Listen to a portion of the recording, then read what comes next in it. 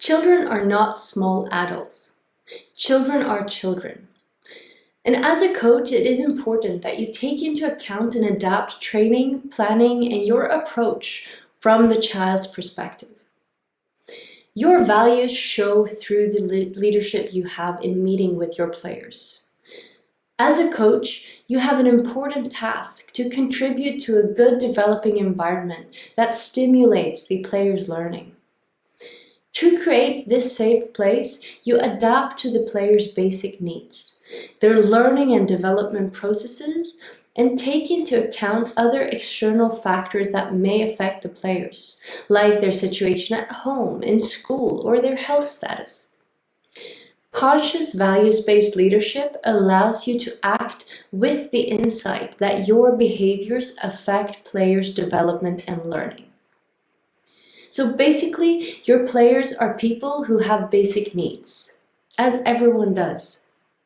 So children need to feel the joy of movement, to play, to have friends, and to learn new things. As a coach, you have the opportunity to meet all of these needs during football training. Joy of movement is promoted by having high activity during all trainings. High activity can be created, for example, by having shorter sessions, by giving very concrete instructions, or allowing for only a short time between different exercises. For example, you can have different stations where games, technical training, and other football fitness training can take place at the same time. You also make sure that players do not stand in line and wait. Instead, plan your trainings to allow for maximum movement throughout the training. Playful games not only make the training fun and playful, they can also be directly adapted to football or to practice abilities and skills that the players benefit from in the game. Games such as tag or chase games practice cognitive abilities that are good for the players' understanding of the game, and the games make no demands on the players' football skills or technique. One example is the game Banana, where all players run around on a limited surface. One person is it, so the tagger or chaser, and must tag people by touching their shoulder or back. If you are tagged, you stand still with your arms stretched straight up and your hands together over your head, like a banana. To be freed and to be able to run again, a friend must peel the banana. So pull your arms apart to bring them down along the sides.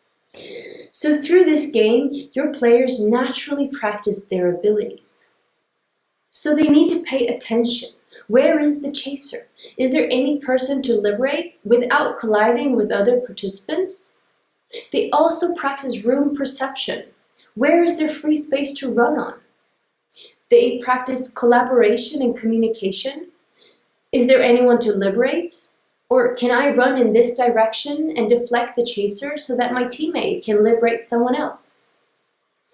They also practice determination, executing thoughts and decisions, and allowing for them to change their mind and act again when new situations arise and you must test other alternatives.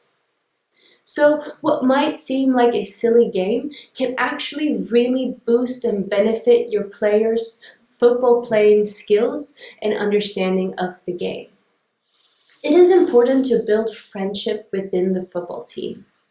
And it is therefore important to create good relationships and make players feel a sense of belonging in the group, what we in football call team cohesion or team spirit. As a coach, you're a role model for your team, and you are the one who create the conditions for friendship and team cohesion. Every player should be treated with respect and feel valuable, even in the event of failures or reckless actions. There may be situations where you as a coach need to correct, reprimand, or criticize a player's behavior. Then it is important to clearly distinguish between their actions and the player as a person, and that you clearly show examples of the behavior you want to see instead of the behavior that you do criticize or correct. As a coach, you have the opportunity to get to know the players in your team and strengthen them, empowering them individually and as a team. Your behavior will also be replicated by your players amongst them. So use this consciously to spread the values and behaviors you want to see in your team that can also foster a good learning environment.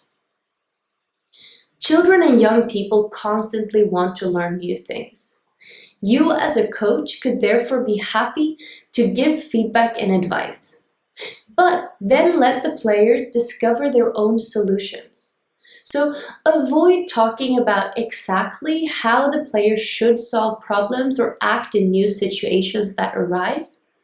Make your players feel competent and design exercises that encourage creativity where they can find solutions individually and together. You as a coach then facilitate the conversation about learning and about alternative decisions. And do involve teammates in the conversation, even if you're directing it to one individual player.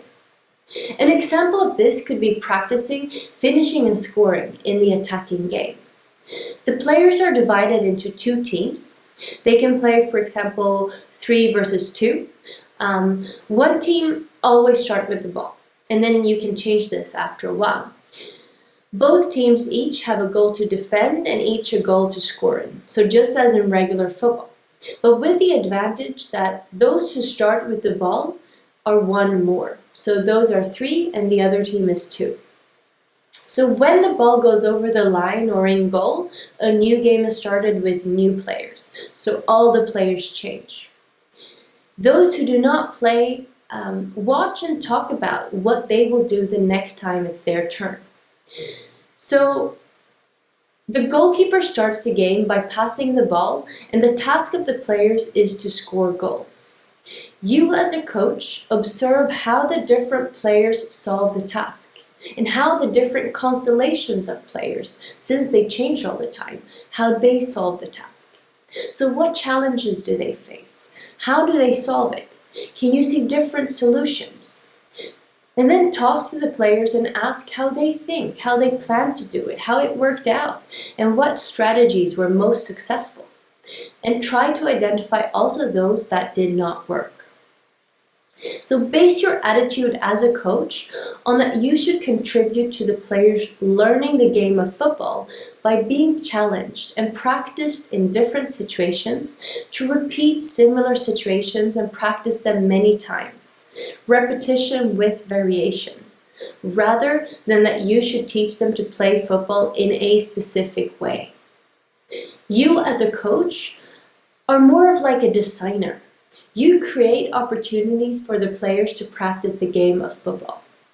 Organize so that there are few players in each team when they practice, so all players are given the opportunity to participate and get many repetitions with the ball.